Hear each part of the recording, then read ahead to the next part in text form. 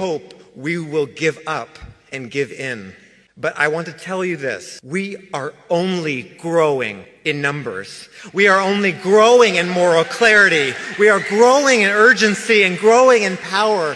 The only thing we feel more than heartbroken and horrified and enraged is determined like never before. I am so honored to be here tonight as one of hundreds of thousands of anti-Zionist Jews. We refuse to stand by silently as Israel inflicts unimaginable violence against the 2.3 million people of Gaza who have been under blockade since 2007, the majority of whom are already refugees from the Nakba. As Israel murders thousands of Gazan children, elders, journalists, poets, parents, doctors, teachers, entire families, so many still trapped under the rubble, so many starving, so many ill with no medical care. We grieve every single life, a whole world.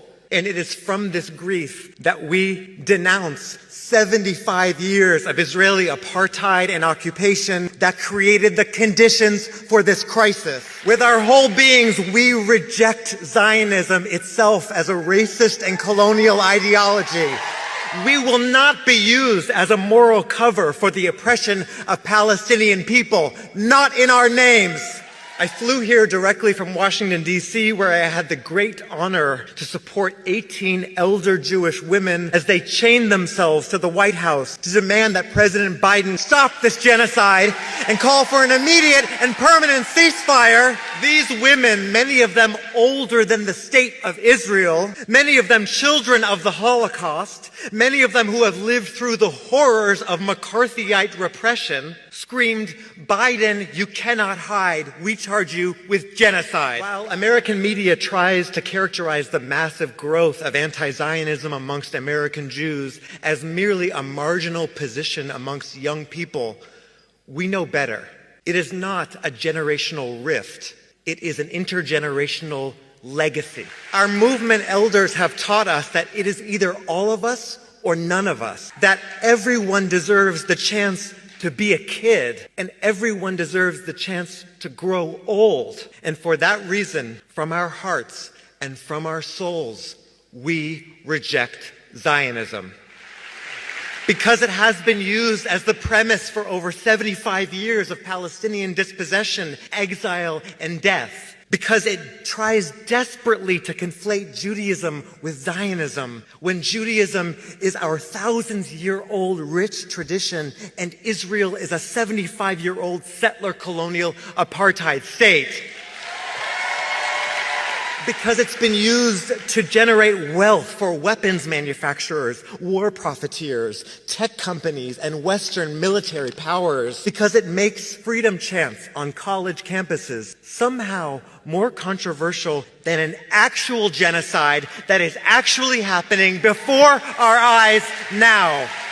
Because it has been used to stoke Islamophobia, to criminalize dissent, to break apart social justice movements with false and cynical accusations of anti-Semitism, positioning Palestinian people and Jewish people of Arab descent on the opposite sides of a colonial regime, instead of as neighbors who have lived together for generations. Because it has been used as a tool for British imperialism in Palestine, and as a false solution to centuries of European anti-Semitic violence, of European fascism that Palestinians have nothing to do with and should not have to pay for. Because if you really care about Jewish safety and about anti-Semitism, you would fight fascism, and you would fight white supremacy, and you would fight austerity, and you would fight militarism. You would not fight Palestinians. Because we use the word genocide on purpose. Not only because Israel's acts meet the legal definition of the crime of genocide, but because we know what genocide is, and because the lesson we take from the Holocaust is that everyday people let it happen. Because we must let the life or death of Palestinian people be more urgent than our fear of being criticized, being ostracized, or being fired. Because history will judge us by what we do and what we do not do now. Your silence will haunt you. The Israeli government wants the public to believe that they speak on behalf of all Jews. But here's the truth. We have organized the largest demonstrations of Jewish people in solidarity with Palestinian freedom in history. We have poured into the streets and locked down congressional offices and shut down train stations and blocked bridges and taken over the nation's capital to say no business as usual while the U.S. is arming and funding the genocide of the Palestinian people. As thousands are chanting around the world, we are not freeing Palestine. Palestine is freeing us. Because none of us are free until all of us are free from every river to every sea. Thank you. Thank you.